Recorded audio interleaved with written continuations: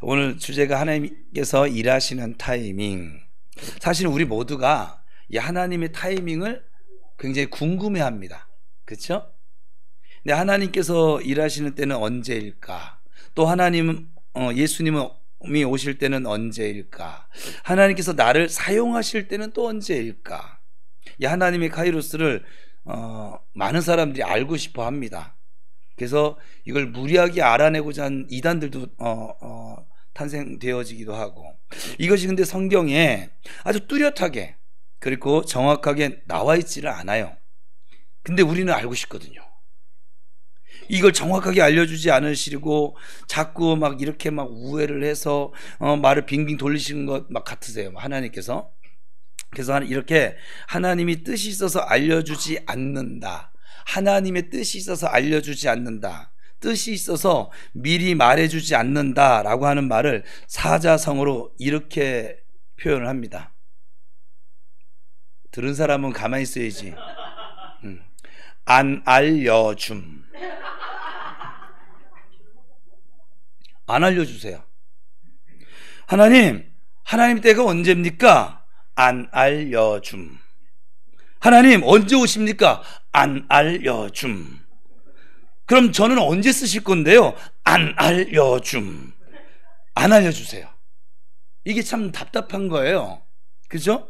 어쩔 때는 막 신경질 나는 일이 되기도 해요. 우리 입장에서는.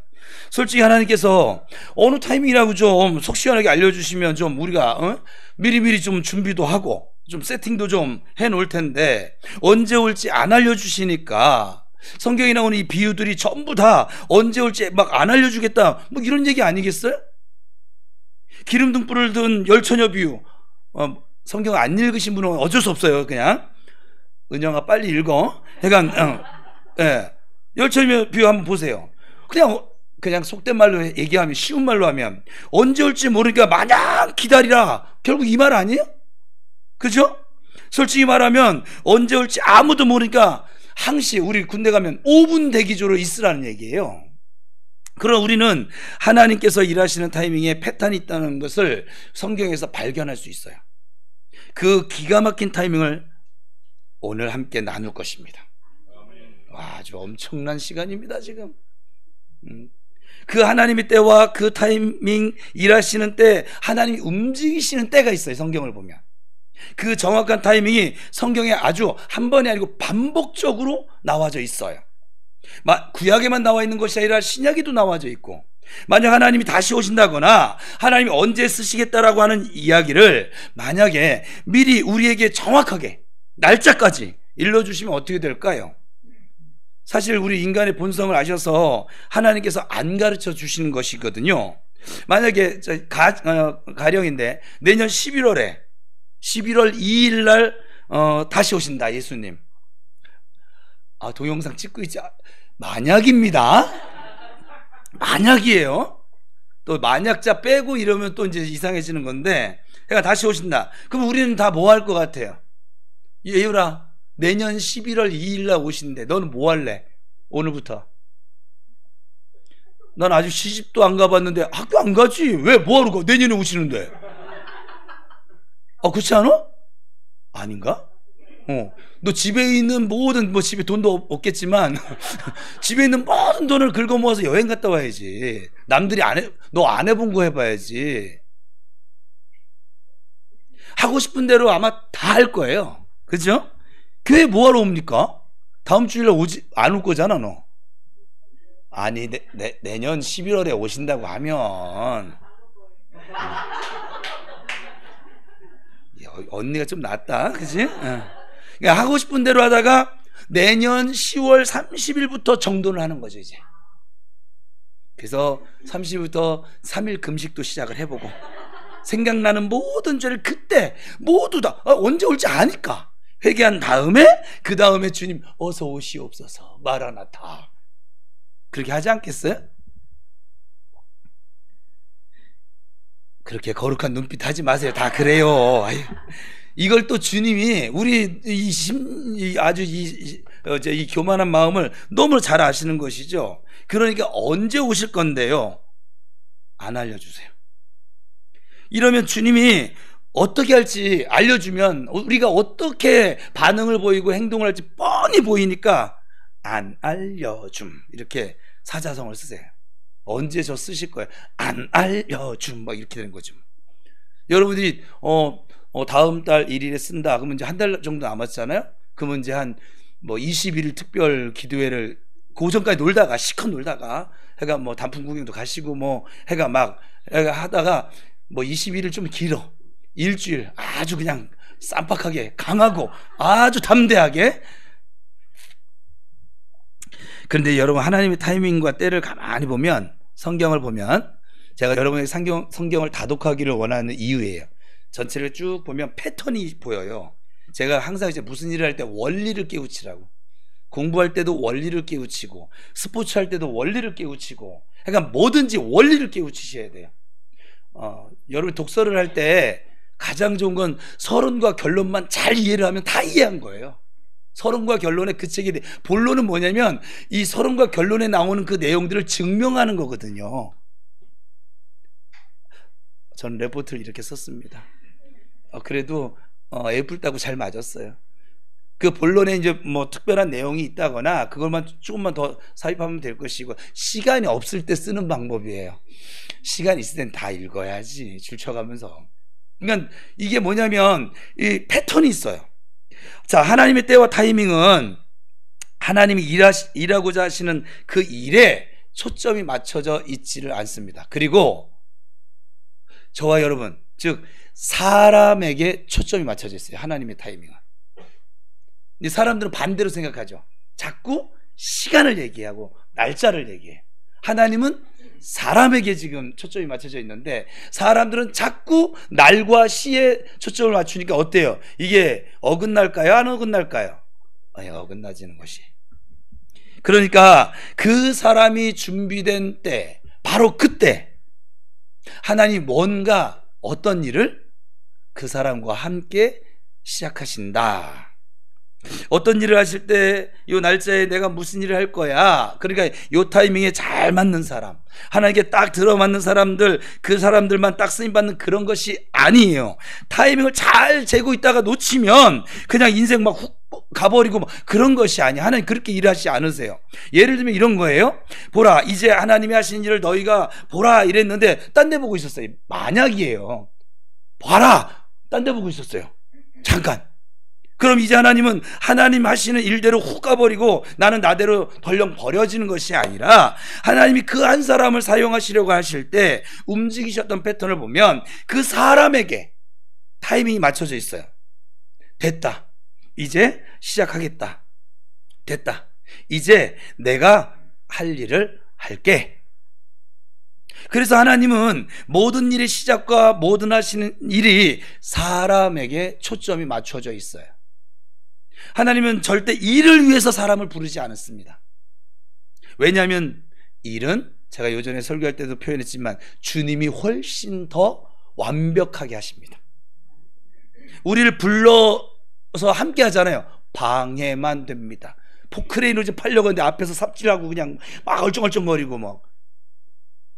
저와 여러분을 설득해야 되죠. 같이 일하려면 설득해야죠, 달래야죠, 일 가르쳐야 되죠. 번거로운 일이거든요. 근데 말씀만 하시면 다 되시는 분께서 뭐 하려고 일하는데 저와 여러분을 찾으시겠어요? 일은 하나님 혼자 하신 것이 훨씬 편하십니다. 그래서 하나님의 일하시는 방식은 일을 위해서 사람을 찾는 게 아니에요. 사람을 위해서 일을 하시는 거예요.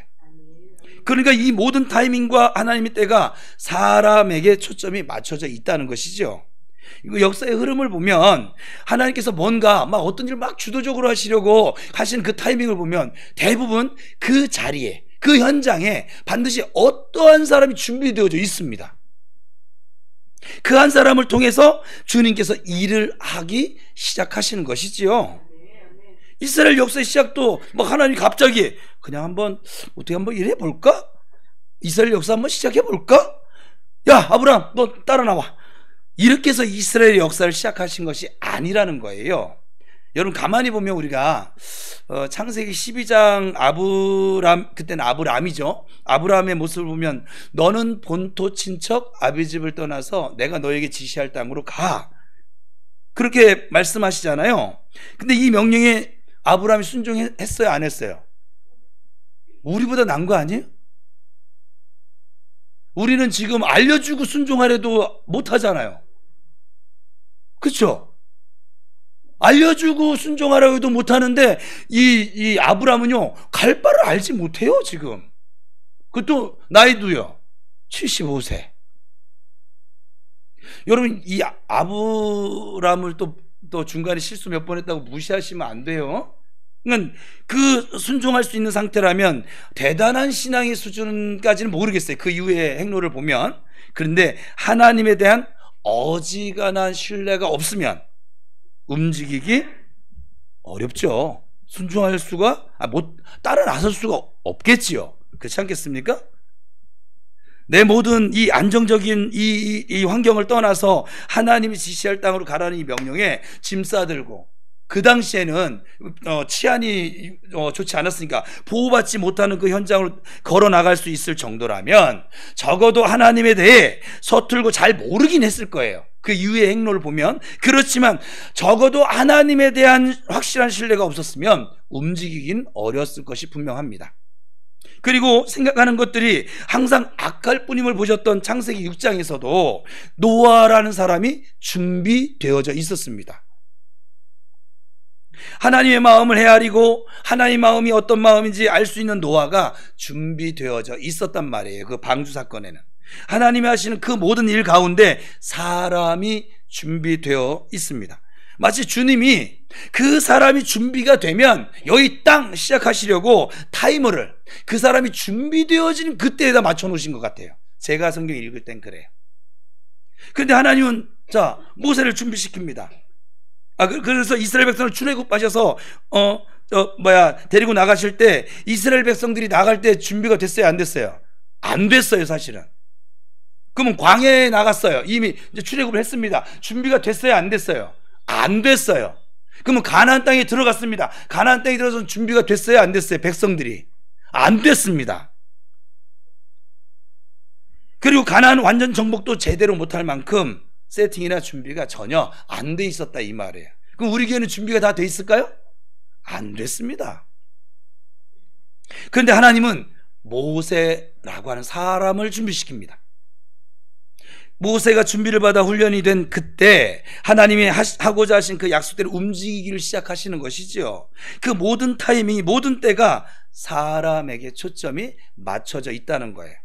그래서 하나님이 그 사람의 일을 하시고 움직이시는 이 기가 막힌 타이밍을 알면 우리가 어떤 상황에 놓여 있든지, 그리고 어떤 흐름 가운데 놓여 있는지 이 흐름을 이해를 할 수 있고, 하나님 움직이실 때다 아니면 기다려야 될 때다 분별할 수 있는 어느 정도는 그렇게 되어지는 것이죠. 제가 요즘 유사들하고 제자훈련 시간에 이런 얘기를 많이 하는데, 지금을 즐기세요. 진짜 마지막 때예요. 여러분 즐길 수 있는 건, 목사님하고 목양실에 벌컥벌컥 들어오는 건 이제 이때가 마지막이에요. 지금이 좋은 때예요.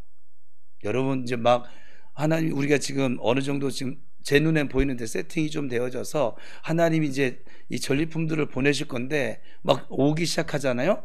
그러면 저하고 내가 시간이 없는 게 아니라 여러분이 시간이 없어져요.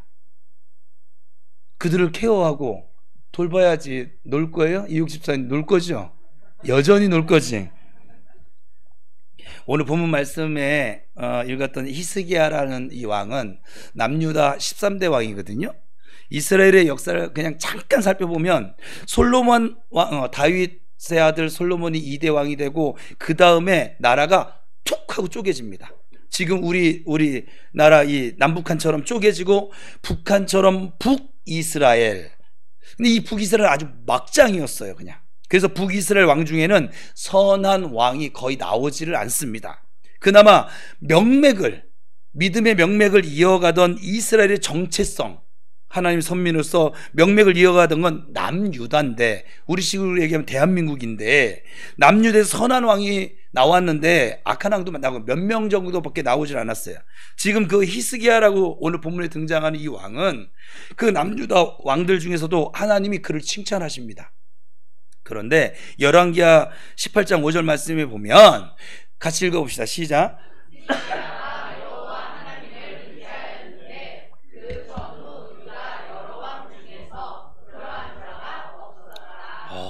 성경에 보면 특별한 칭찬을 받는 사람도 있죠. 모세보다 지면에 온유한 사람, 모든 사람보다 지면에 모세의 온유함이 지면에 모든 사람보다 승하더라. 제가 지금 이제 하나 일하실 타이밍이 왔어요. 제가 그러기에 왔거든요, 지금. 그래서 그래요.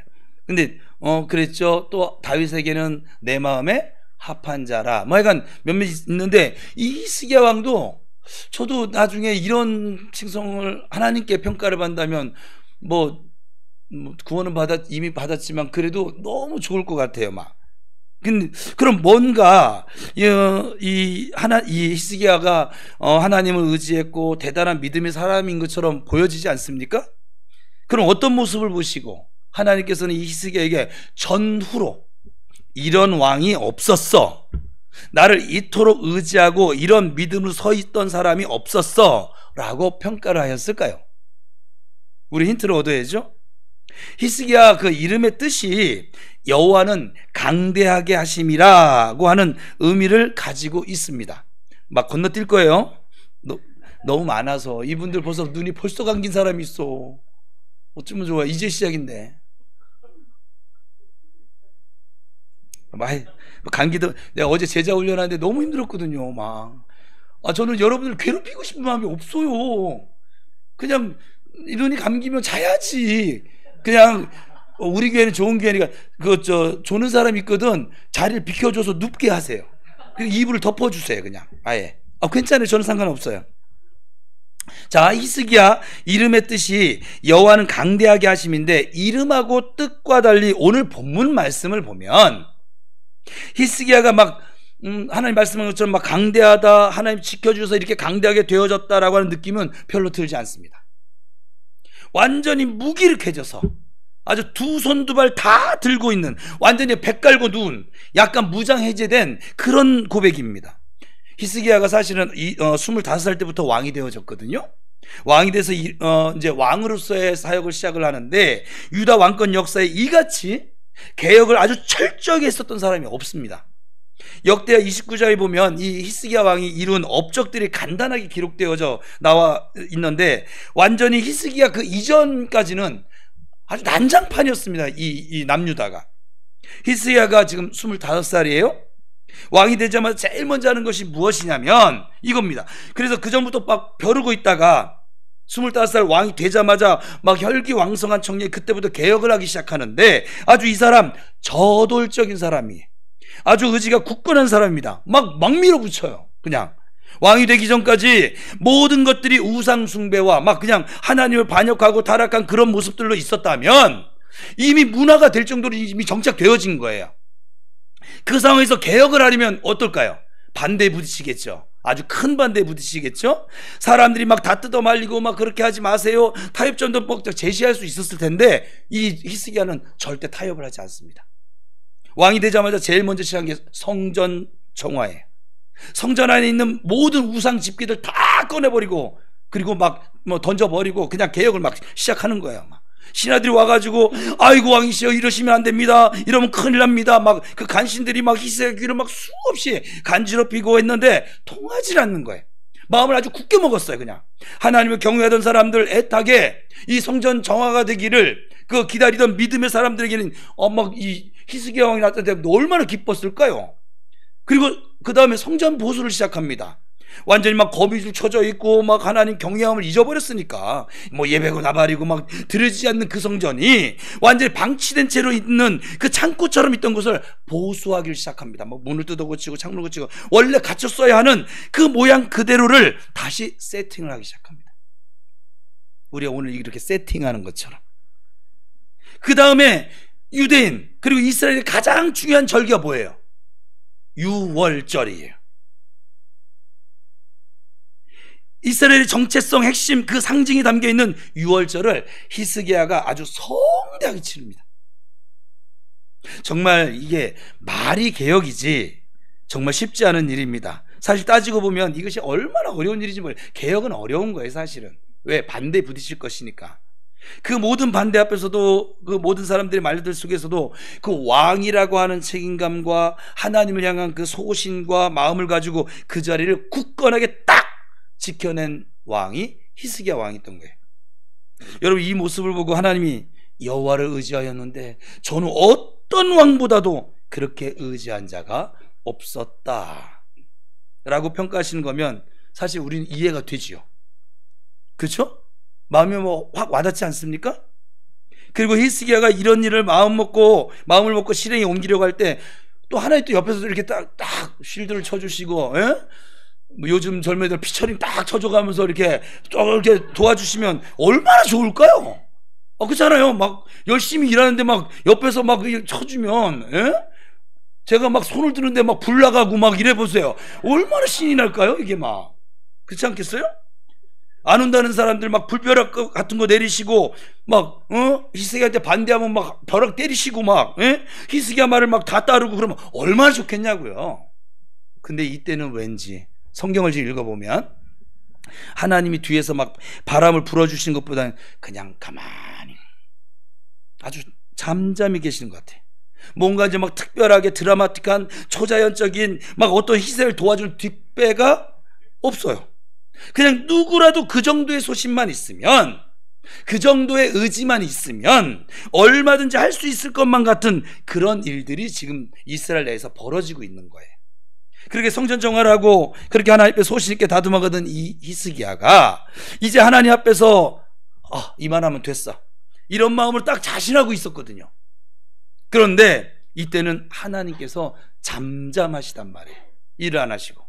하나님도 이건 누구라도 사람이라면 계획을 하고 의도를 해서 이 정도는 할 수 있어 라고 생각을 하셨던 모양이에요. 그런데 그 다음에 무슨 일이 일어났냐면, 이게 중요한 건데, 오늘 얼마 안 있다가 아수르라고 하는 강대국이 쳐들어옵니다. 그래서 아수르가 쳐들어오는데 이미 남유다의 견고한 상 몇 개가 함락이 돼버렸어요. 막 밀고 들어오는 거예요. 막 우리 6.25 때 막 북한군이 막 밀고 내려오는 것처럼. 처음에 이 얘기를 들었을 때는 쳐들어옵니다, 아수르가 쳐들어옵니다, 이 이야기를 들었을 때는 이 정도 소신 있는 히스기야 왕이라면 좋아, 까짓 거 한번 해보자, 해보는 거야. 내가 하나님을 위해서 이렇게 했고 하나님을 위해서 이 정도 개혁을 했는데 하나님 도와주시겠지, 하나님도 뭐 어떻게 해주시지 않겠어? 막 이런 생각을 갖고 있지 않겠어요? 하나님, 주님 위해서 이렇게 했는데 이 정도 했는데 하나님 이거 좀 도와주셔야 되는 거 아닙니까? 막 이런 생각이 저라도 들었을 것 같아요. 그런데 아수르가 쳐들어오고 유다의 성읍들이 함락이 되어져 가고 있는데 아무런 반응이 없어요. 아무런 도움이 없는 거예요. 그러니까 이제 히스기야에게 의문이 생기는 거예요. 아니, 난 그렇게 열심히 했는데 왜 반응을 안 해주시지? 왜 일을 안 해주시지? 왜 안 도와주시지? 왜 하나님이 좀 드라마틱한 초자연적인 이런 개입으로 우리를 왜 도와주지 않으시지? 이런 생각이 우리 안에 찾아올 수 있단 말이에요. 그런 상황이었어요. 여러분, 교회 일하다가 시험 드는 게 뭐예요? 막 열심히 했는데 목사님이 안 알아줘. 제가 알아주면 뭐 할 건데 도대체. 그리고 그 정도 개혁을 일으켰던 소신 있고 패기를 가졌던 히스기야라면 다른 사람 몰라도 아마도 화가 나서 막 칼이라도 들고 나가서 뭐라도 막 해볼 수 있지 않겠어요? 이 정도 소신이면? 근데 히스기야가 그 정도 소신 있게 개혁을 일으켰던 이 왕이 두려움이 확 왔어요. 겁을 먹어버렸어요. 겁을 먹으니까 이제는 멘붕이 왔어요. 패닉 상태가 됐어. 뭘 어떻게 해야 할지 모르겠는 거예요. 우리도 그럴 때가 있잖아요.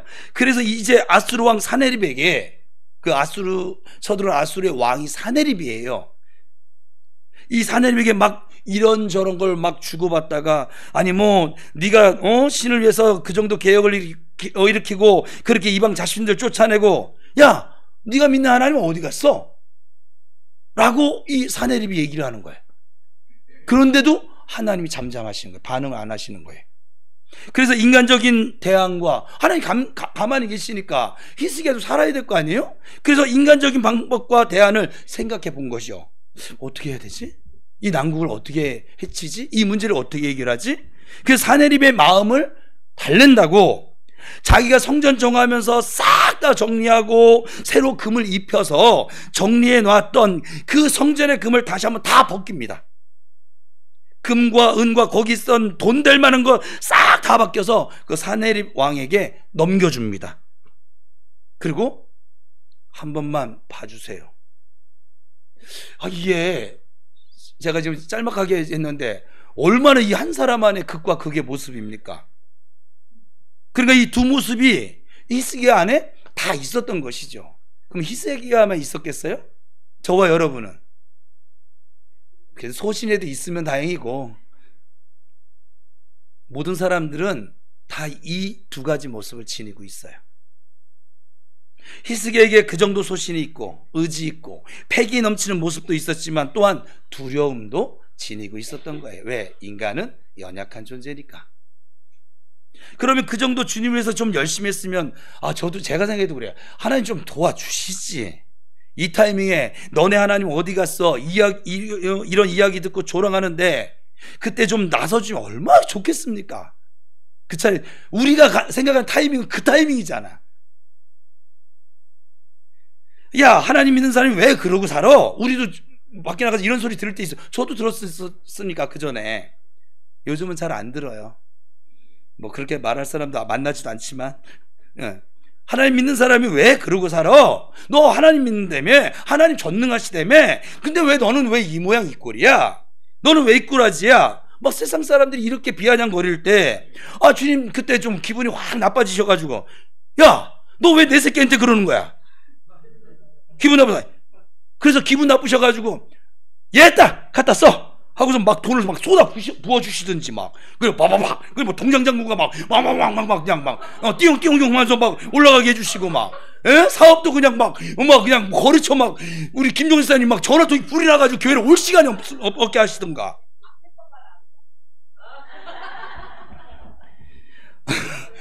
아니 어쨌거나 여러 가지로 여러분이 얼마나 줄면 내가 이 생쇼를 하겠어요 지금.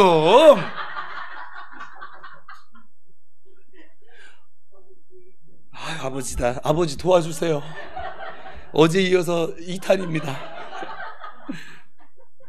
여러 가지로 알아서 해주시면 얼마나 좋겠냐고요. 그래 안 그래요? 우리 솔직한 마음은 그렇잖아요. 또 거룩한 눈 하고 있다 또. 정말. 언제까지 그렇게 척을 하실래요 도대체? 저는 척하는 거는 다 버려가지고 척을 못 하겠어요. 저는 척하는 건 저는 아예 포기해버렸어요. 일단 제가 해봤는데 재미가 없어. 그리고 내가 힘들어. 그리고 자꾸 나한테 정죄 당해. 내가 나한테 정죄를 해. 척하면 그냥 있는. 제가 좀 과한 표현을 하더라도 내용만 들으시면 되잖아요. 그런데 잠잠하십니다. 이게 사실 되게 서운한 일이거든요. 막 내 편 안 들어주는 것 같은 그런 막 느낌이 드니까. 내 아버지인데. 그래서 조급한 마음에 히스기야가 자기가 가지고 있는 그 생각들, 자기가 할 수 있다고 생각되는 아이디어를 동원을 해서 이전에 하던 대로 내가 하나님 위해서 무언가를 할 수 있다고 생각했던 그 에너지로 이번에는 이 상황과 위기를 내가 해결할 거야 하는 그 내 해결 범위 안에서 할 수 있는 방법을 모색하는 거예요. 우리도 그러고 있잖아요. 인간적인 방법이죠 지극히. 그래서 성전에 있는 모든 금과 은을 다 벗겨다가 그 사내립 왕에게 넘겨주는 거예요. 조금 전까지 성전 정화를 했던 사람이. 그럼 사내립도 그래. 갑자기 기분 나빠지네. 우리도 제가 목회하다 보면 그래요. 사내립도 그래요. 그 정도 먹었으면 좀 떨어져야 되는 거 아니에요? 근데요, 희한하게 그런 사람들은 그거 먹고 안 떨어집니다. 더 뺏어가려고 합니다. 그게 문제예요. 그러니까 막 비아냥거리고 손가락질하고 막 그냥 조롱을 하는 거죠. 열왕기하 18장 13절 16절 말씀에 지금 제가 간추려서 막 이렇게 얘기를 했는데 같이 시작. 시작.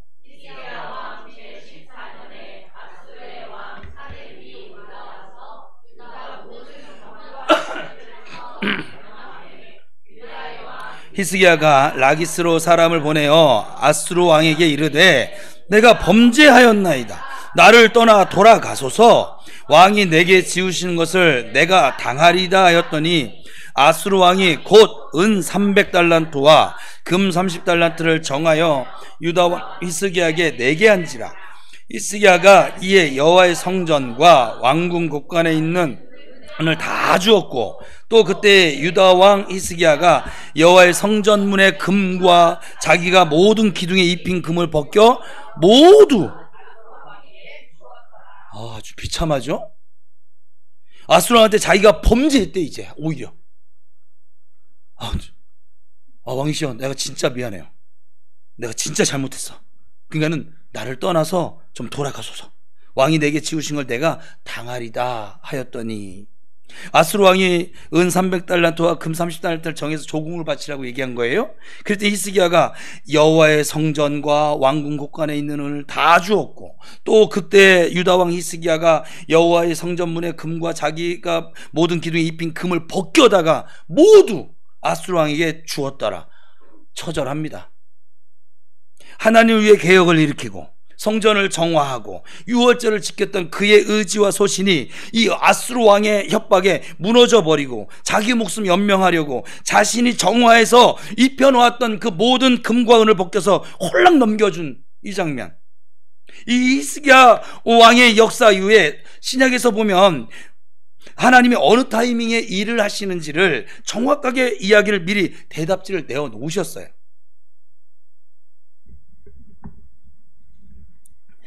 그렇게 하나님을 위해서 열심을 보이던 이 히스기야가 막 애를 쓰고 두려워하고 있는데도 불구하고 하나님 도와주시지 않는 거예요. 참 답답할 노릇이죠. 가만히 계십니다. 그 전능하신 하나님이 가만히 계신 거예요. 아주 잠잠하십니다.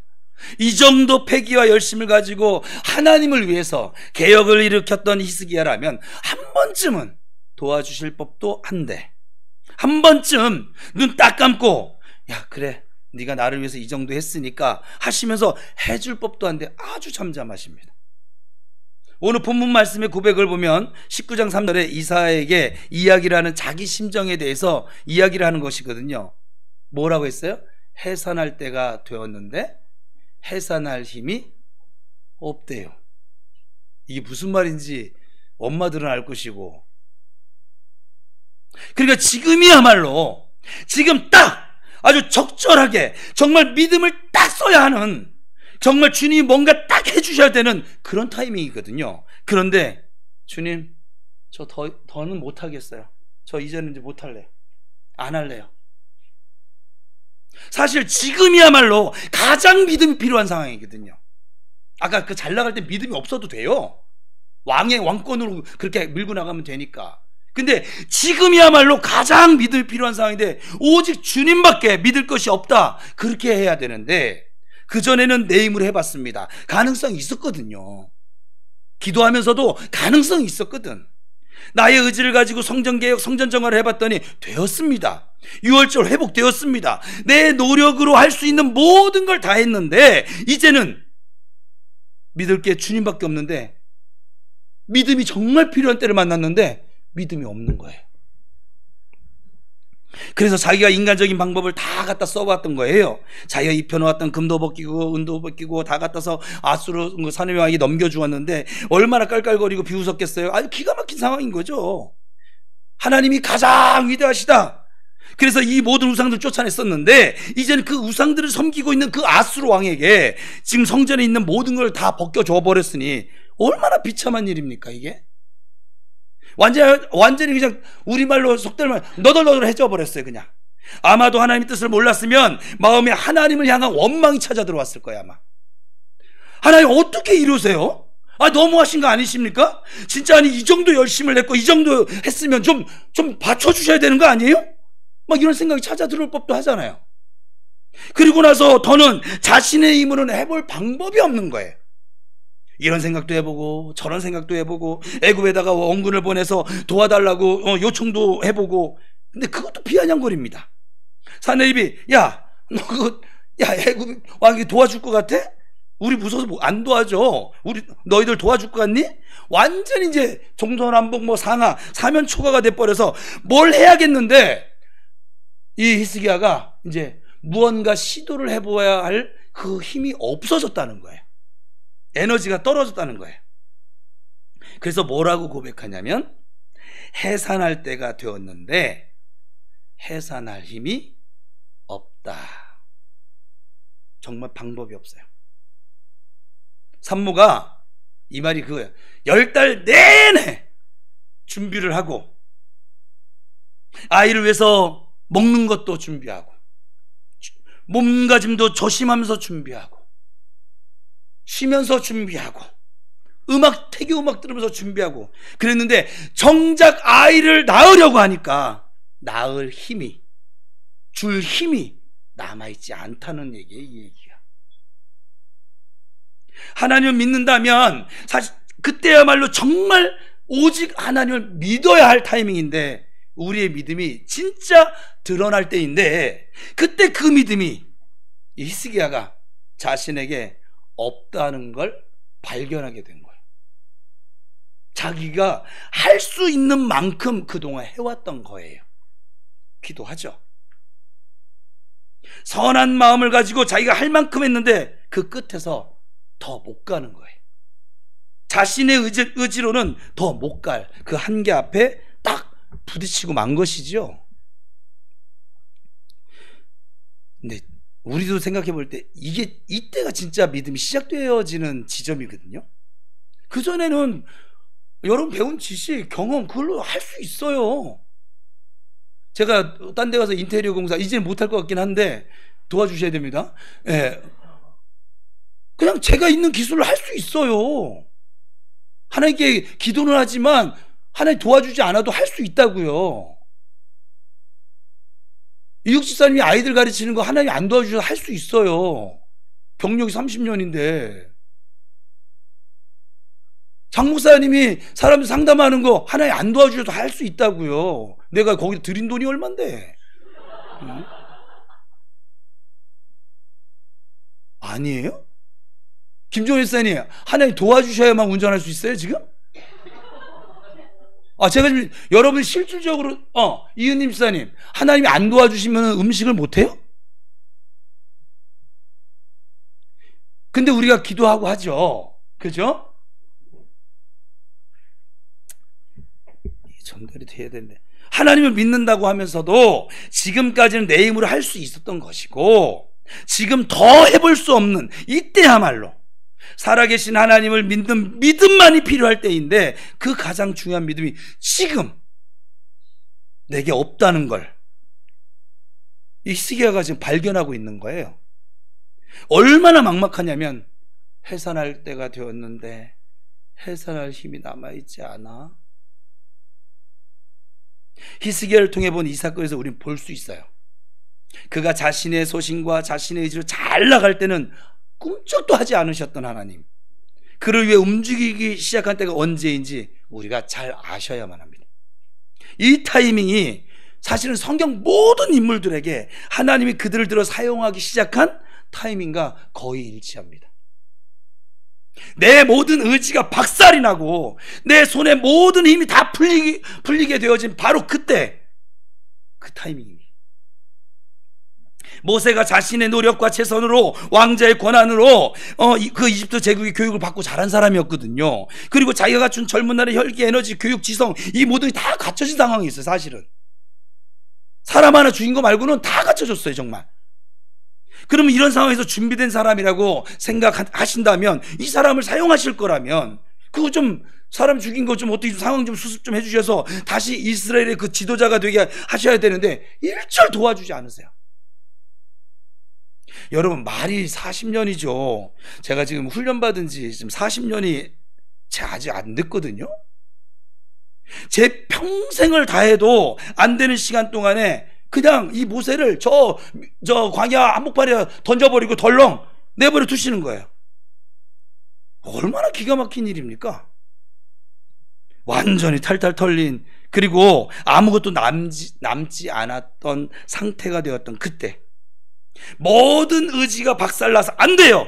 저 진짜 아무것도 할 수가 없어요. 나 말도 못해요 이제는 하는 두 손 두 발 완전히 들게 되어진 그 상황이 됐을 때 하나님이 비로소 일하시는 거예요. 사사기를 보면 미디안에게 항상 이스라엘이 시달렸거든요.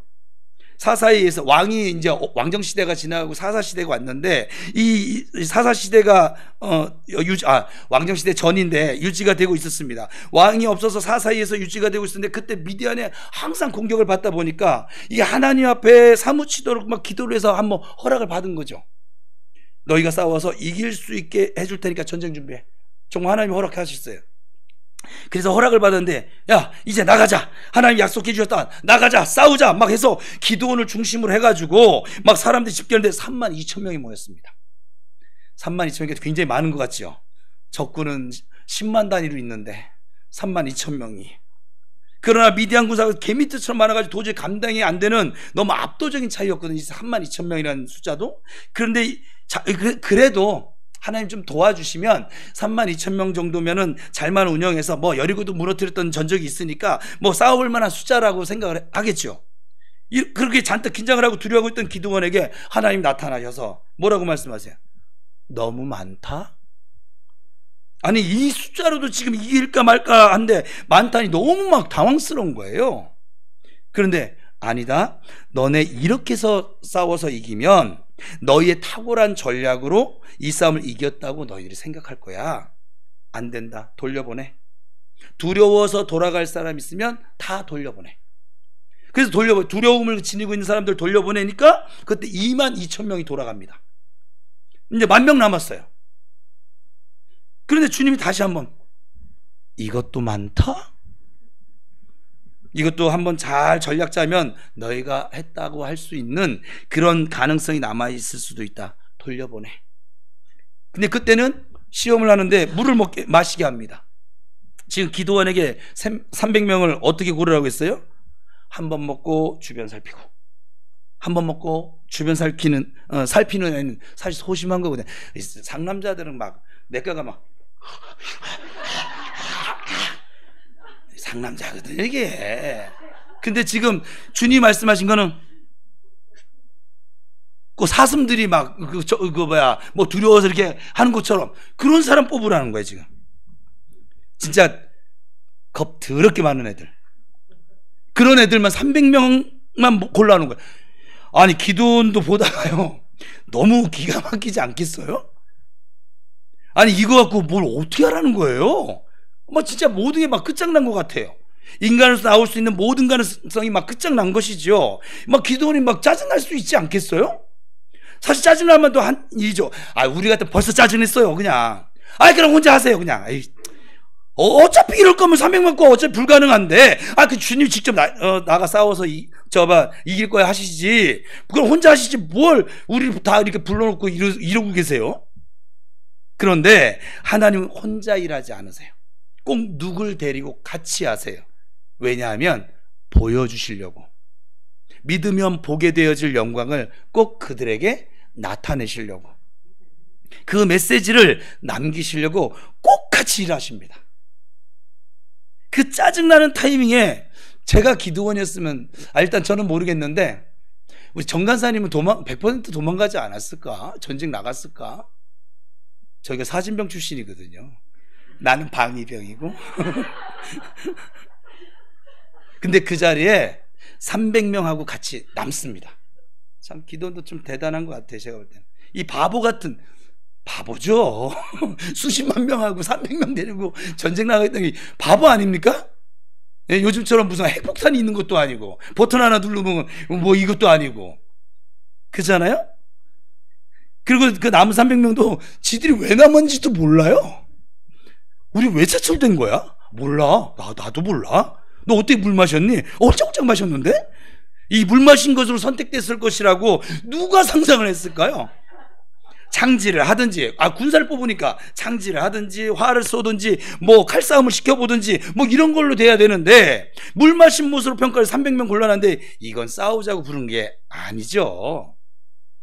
정말 완전히 인간으로서 나올 수 있는 모든 소막, 전략 아무리 짜도 안 되는 그때, 바로 그때가 하나님께서 일하시는 타이밍입니다. 신약에서도 주님을 따라가고 내가 한번 해보겠다고 했던 그 모든 인간의 의지가 박살난 그때, 사실 믿음은 그때부터 시작인 것이죠. 가장 순전한 믿음은 바로 그때부터예요. 나도 할 수 있는 것인데 겸해서 기도하면서 하나님도 믿는 것, 뭐 그게 무슨 믿음이겠어요? 그냥 내가 할 수 있어서 하는 것이지. 그 믿음이 진짜 순전한지를 확인해 보려면 나는 더 못 가겠어. 내 성정 가지고는 나는 못 가겠어. 일단 못 갈 때 나 진짜 내가 할 수 있는, 나에게서 나올 수 있는 모든 가능성이 완전히 다 사라져 버렸을 때, 그 타이밍에 무엇인가 이루어진다면 그거는 누구든지 주님이 일하셨다고 고백할 수 있지 않겠어요? 그때야말로 진짜 믿음이 필요한 때인 거예요. 예수님께서 무슨 일을 하시고 기적을 행하실 때를 보면 우리 보고 생각해 보세요. 나사로 살리라고, 우리 보고 나사로 살리라고 안 하셨거든요. 그죠? 나사로는 예수님께서 살리신 것이고 우리에게는 돌만 굴려 놓으래요. 아, 그럼 예수님 돌 굴리고 살리면 되잖아요. 돌 굴러라? 근데 꼭 그 사람을 진짜 꼭 동역시키세요. 그 소경 받으면 진흙 발라라. 항상 그러세요. 여러분 성경을 이제 주의 깊게 보세요. 이제 다시 항상 동역을 하세요. 그럼 우리 보고 물을 포도주로 바꾸라고 하신 적이 없어요. 물 떠다가 날르래요. 채우래. 물을 포도주로 바꾸신 건 예수님이 하십니다. 그냥 그 자리까지 우리는 가기만 하면 되거든요. 우리의 순종을 보여드리는 거거든요. 그 순간, 가장 순전하게 믿어야 할 그 순간 앞에 하나님은 우리를 세우신다는 거예요. 근데 그때 다 한결같이 히스기야처럼 고백하는 거예요. 제가 목회를 하다 보니까. 여러분들 그러면서 살아오셨어요. 사실은 내가 해산할 때가 되었는데 해산할 힘이 없어. 나 해볼 거 다 해봤어. 40일 금식도 해보고 뭐 다니엘도 해보고 뭐 순종하려 순종도 해보고, 그러니까 내가 믿어야 하는, 믿을 수밖에 없는 상황이 되었거든요. 정말 그동안 내가 주를 위한 열심, 주를 위한 희생, 주를 위해서 내가 사역도 열심히 하고 그렇게 애쓰고 교회 봉사도 다 했는데 진짜 믿음이 필요한 그 순간을 만났는데 정작 믿음이 없는 거예요. 사실 여러분, 하나님께서 이것을 드러낸 건 은혜입니다. 내 힘으로 가는 것이 아니라 주님을 따라가는 그 길은 결코 내 의지로 갈 수 없다는 것을 우리에게 발견토록 하시는 것, 아주 어마어마한 은혜입니다. 이것을 발견하지 못한 사람들이 그렇게 교만을 떠는 거예요. 보세요. 히스기야가 자기가 할 수 있는 모든 인위적인 방법을 다 쓰고도 아수르로 그냥 가지 않는 거예요. 이런 상황에서 하나님이 진짜 본격적으로 일어나서 움직이기 시작하신 때를 만나게 되지요. 열왕기하 19장 14절에 19절의 말씀이요. 읽어보겠습니다. 시작.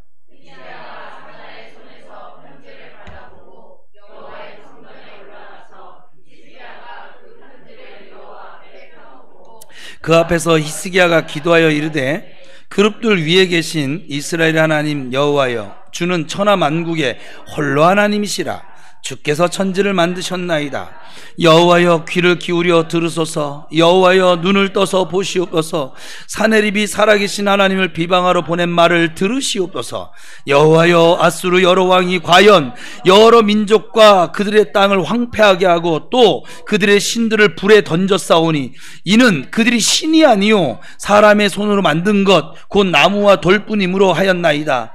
우리 하나님 여호와여, 원하건대 이제 우리를 그의 손에서 구원하옵소서. 그리하시면 천하 만국의 주 여호와가 홀로 하나님이신 줄을 알리이다 하니라.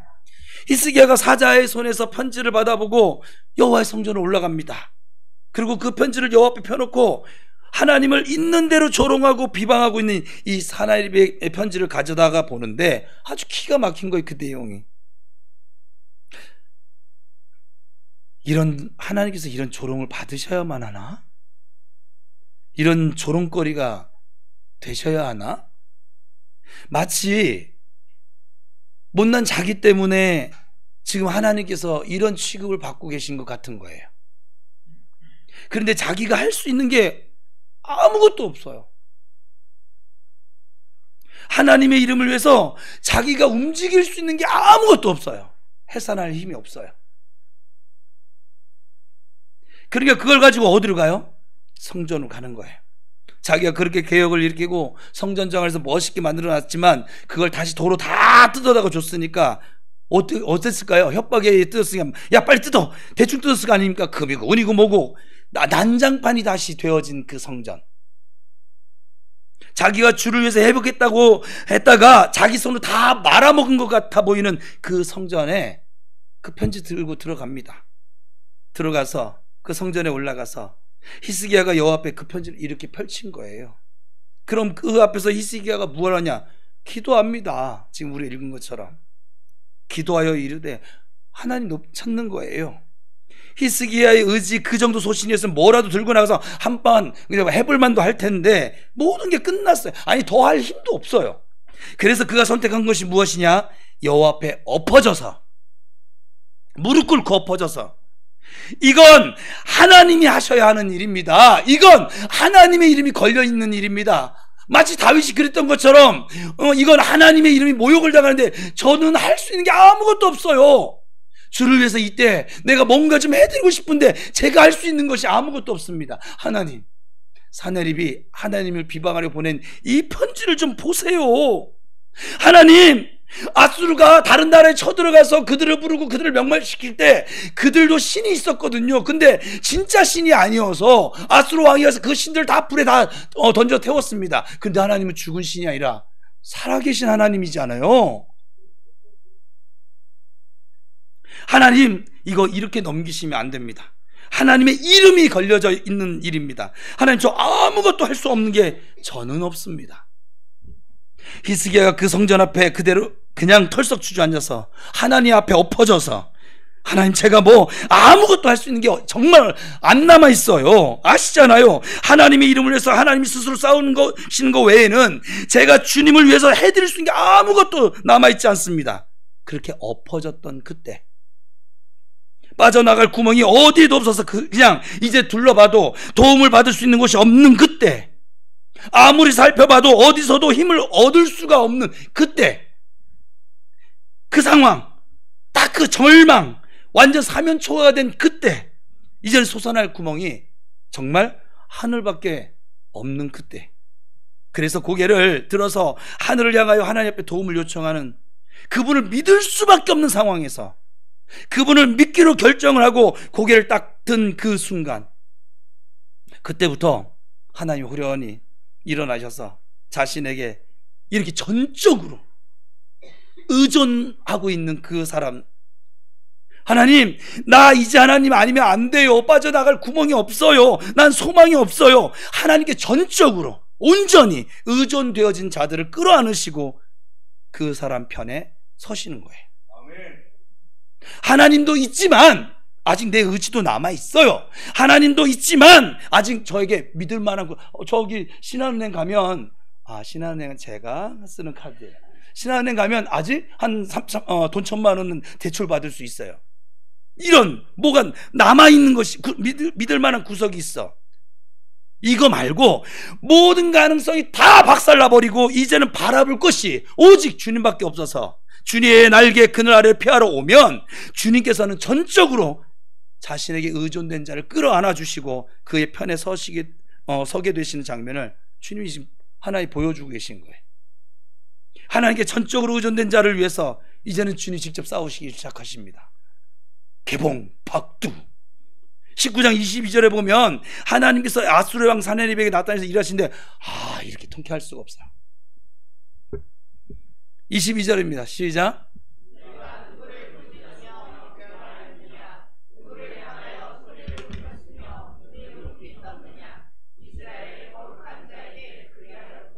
히스기야가 뭔가 막 갖다 퍼주고 막 이럴 때는 막 뭐야 이렇게 안 서시다가 히스기야가 아무것도 할 수가 없어서 그냥 성전 앞에 꼬꾸라 엎어져서 하나님, 저 어떡해요?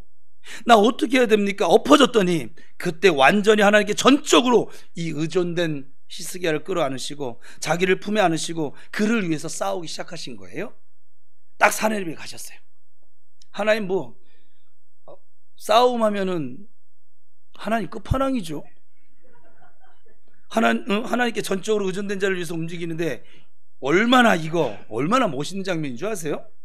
사내립이 당시 아수르가 제일 강대국이었으니까 지가 제일 센 줄 알고 막 이러고 까불고 있는데 갑자기 저 뒤에서 끝판왕이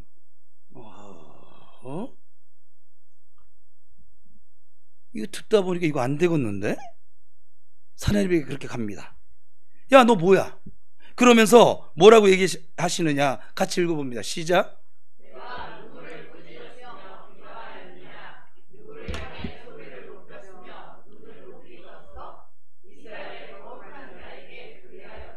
자, 성경을 이렇게 읽으면 감동이 별로 없어요.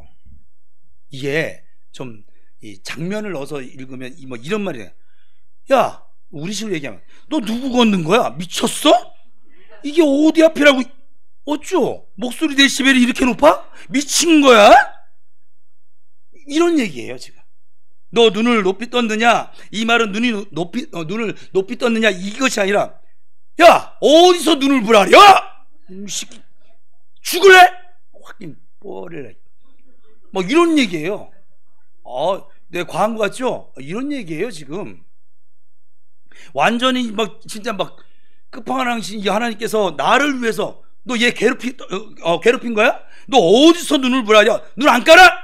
막 이런 거예요.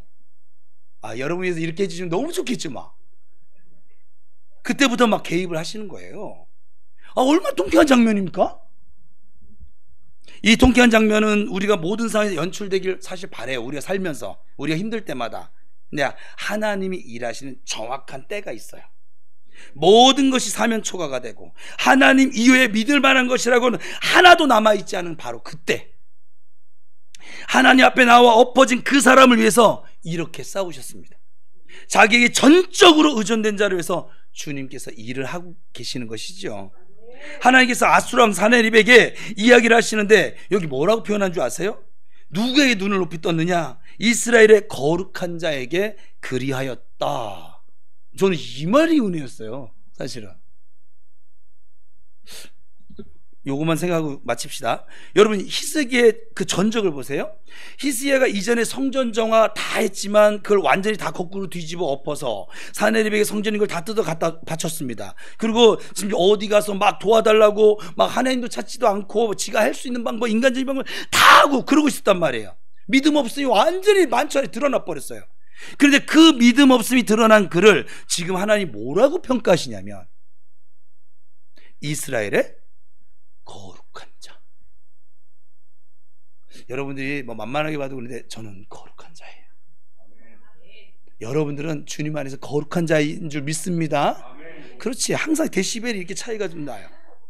하나님을 전적으로 의존할 수밖에 없는 상태가 되어진 우리는 우리가 깨끗해져야, 우리가 괜찮아져야, 우리가 나아져야, 그래야 하나님이 거룩하시다, 하나님한테 그런 얘기를 평가를 받을 수 있을 거라고 생각을 하고 있어요.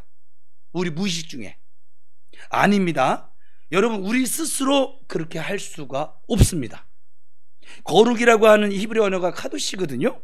이 카도시가 대표적으로 수동태로 쓰여져요. 이 단어는.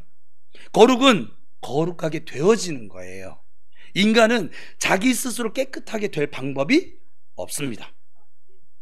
지금 하나님 앞에 전적으로 의존된 이 상태야말로, 하나님 앞에 의지해서 매달릴 수밖에 없는 이 상태야말로 하나님 보실 때 가장 거룩한 상태, 거룩하다라고 불려지는 상태인 것이에요. 저는요, 여러분도 한번 생각해 보세요. 히스기야가 막 열심을 내고 막 이걸 다 해낼 때, 성전 정화, 성전보 막 6월절 막 회복시키고, 우리 교회 막 예배 회복시키고, 막 손원증 막 병 낫고, 막 귀신 막 7개를 막 도망가는 게 막 눈에 막 보여지고, 막 그럴 때 그런 평가를 듣지 않을까요? 근데 언제 이 거룩한 자로 하는 평가를 듣느냐? 하나님을 이만큼 의지한 자가 없었다라고 하신 것은 성전 정화를 일으키고 개혁을 일으켰던 그때가 아니라 모든 것이 박살나서 하나님밖에 붙들 만한 것이 없는 그 상태가 되었던 그때 이렇게 말씀하시는 거예요. 야, 너 진짜 나만을 의지하는구나. 전적으로 나를 의지하고 있구나. 이스라엘의 거룩한 자다. 넌 주 안에 거하는 자다. 내 의지가 바닥이 나고 내 최선의 끝이 한마디로 완전히 내가 죽었을 때, 그래서 나를 살게 해주신 하나님을 소망할 수밖에 없는 자가 되어졌을 그때, 내가 싸워 이기는 것이 아니라 나를 위해 싸우시는 하나님을 소망하고 바라고 온전히 바라고 살 때, 그제서야 비로소 믿게 하시는, 아니 믿어지도록 만드시는 그 믿음이 우리에게 펼쳐지게 되는 거예요. 가장 순전한 믿음을 위해서 저와 여러분을 여기까지 하나님이 인도하시고 이끌어가고 계시는 중이에요. 여리고 도는 거요? 이거예요. 그래서 단어를 썼잖아요. 오직 감사와 순종으로 돌 수 있는 게 여리고라고. 적당하게 내 의지도 좀 섰고, 내 이 능력도 좀 섰고, 내 생각도 좀 섰고, 그것이 아니라 이 말이에요. 여러분, 만약에 내가 지금 상태가 바닥이다, 내 영적 상태, 내 현재 상태, 이 모든 게 바닥이다, 기뻐하십시오. 주님이 가장 순전한 믿음을 주고 싶어 하시는 거예요. 그리고 그 상황, 어쩌면 내가 자초한 일일 수도 있어요. 주님이 그렇게 하셨다고 하기보다는 내가 자초한 내 열심을 하다가 마주하게 된 것이죠. 그래서 바닥을 치고 뒹굴 수 있어요. 근데 거기서 우리는 끝나지 않는다는 거예요. 광야 한복판에서 샘물을 내실 수 있는 하나님께서 내 의지와 내 모든 가능성이 바닥이 되어졌을 때 하나님이 내 삶의 유일한 가능성이 되어 주십니다. 하나님이 이 모든 일을 하실 수 있는 분이야. 그랬을 때 그때 우리의 이 순전한 믿음 보상을 받게 될 거예요. 열매를 나타내게 될 거예요. 주님이 일하시니까 그 순전한 믿음을 우리에게 주실 수 있다는 거예요. 여러분, 우리가 우리에게서 모든 소망이 끝난 것 같아 보이는 그때 정말 기뻐할 수 있는 이유는 주님께서 이제 우리의 진정한 온리 오직 소망이 되어주시기 시작하시기 때문에 그렇습니다. 주님이 일하여 움직이기 시작하시는 가장 좋은 타이밍, 다시 처음으로 돌아가서 하나님이 일하시는 가장 좋은 타이밍, 하나님께서 붙들릴 수 있는 가장 좋은 타이밍, 하나님이 일하시는 가장 중요한 타이밍은 저와 여러분의 모든 소망이 박살이 나고 붙들 거라고는 주님밖에는 없는 상태, 그때가 주님이 진짜 일하실 때입니다. 저는 그 현장을 저와 여러분이 목격하실 수 있기를 축복합니다. 좀 그 현장을 함께 봤으면 좋겠어요.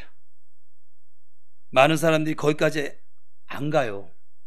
그 끝까지 가지 않고 그 홍해 앞바다에서 이스라엘 백성들이 다 건넜을 것 같아요. 여러분, 돌아선 사람도 있었을 거예요. 두려워서 돌아서려고 합니다. 홍해 끝까지만 가면 진짜 그때는 주님이 홍해를 가르시는 걸 볼 수 있는 기회이면서도 그거밖에는 답이 없는 완전 사면초가인 상황이거든요. 주님께서 내가 오늘날 너희를 위하여 일하는 구원을 봐라 말씀하시면서 홍해를 쫙 가르시는데, 그때 두려운 마음이 드니까 등을 돌려버리는 거예요. 다시 세상으로 가는 거예요. 믿음 저버리는 거예요. 대부분의 많은 사람들이 그 상황에서 진짜 이제 주님이 하시는 일이 이제 막 펼쳐지려고 하는데 그때 등을 돌려버리는 거예요. 다른 방법 없나? 다른 사람 없나? 다른 어떤 기회 없을까? 하면서 등을 돌려버리니까 주께서 하시는 일을 볼 수가 없는 거예요. 거의 70%의 신앙인은 다 이렇게 삽니다.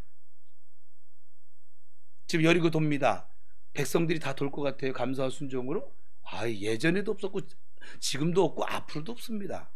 우리 교회 지금 여리고를 도는 건 앞에 있는 목사와 이 유사들, 이 중간 리더들, 이들은 열심히 훈련받습니다. 뭐하러 교회 나와서 오늘도 쉬지, 아픈데. 안 되는 거 막 부여잡고 막 감기 끼는데 뭘 꾸며요. 후배들 시키고선 좀 쉬시지. 예? 우리는 기도에 빠져도 목사님 아무 소리도 안 하는데 그냥 좀 쉬지. 내일 주일인데, 내일이 중요한 건데. 애를 쓰고 지금 훈련 받습니다. 아주. 막 미칠 지경 되면서 훈련 받고 있습니다. 어제 11시 반에 제자 훈련이 끝났거든요. 내가 여태까지 3기에 오던 동안에 제일 힘들었어요. 어제 제자 훈련 받은 반이 이름은 말할 수가 없어요. 그들의 프라이버시가 있으니까. 제가 어제 정말 힘들었거든요. 지금 제가 뭔 정신을 하고 있는지 잘 몰라요. 그냥 오늘도 아침에 일어나는데 몸이 안 일어나져요. 그래서 집사람이 가야 되잖아요. 그래. 그래서 씻지도 않고 나왔어요. 나와서 나중에 여기 와서 우리 화장실에서 머리 감고 뭐 면도하고 이렇게 지금은 씻은 상태입니다. 지금도 여기가 멍합니다. 제가 올라오기 전에 아버지 오늘 설교처럼 저 아무것도 할 힘이 없어요. 아버지 가세요. 그랬더니 오늘 무지하게 어부를 시키시네 그냥. 그러니까 여러분들이 지금 그 모든 힘이 없을 때 그때 하잖아요. 그건 주님이 하신 거예요. 여러분 무언가 할 힘이 남아있을 때는 주님이 도와주셨다고 여러분 고백을 하지만 여러분이 원래 할 수 있어요. 이렇게 하니까 꼭 누굴 얘기하는 것 같으네. 네? 믿음이 없어도 기타 치면서 찬양할 수 있어요. 믿음이 없어도 드럼 뚱뚜rum땅 땅땅 드르렁땅 할 수 있어요. 뭐 얼마든지 할 수 있어요. 그런데 그 현장을 지키고 서 있던 우리에게서 솟아날 구멍, 나에게서 솟아날 구멍은 주님밖에 없습니다 라고 하는 결론을 가지고 그 자리에 서 계시면, 여리고를 도시면 내 눈 앞에서 홍해가 갈라지는 거, 여리고 무너지는 거, 요단강 갈라지는 거, 바다가 잠잠해지는 거 보게 하실 거라는 이 말입니다. 믿으면 영광을 보리라 주님 약속하셨거든요. 그 자리에 우리 모두 함께 믿음으로 설 수 있게 되기를 축원합니다. 기도하겠습니다.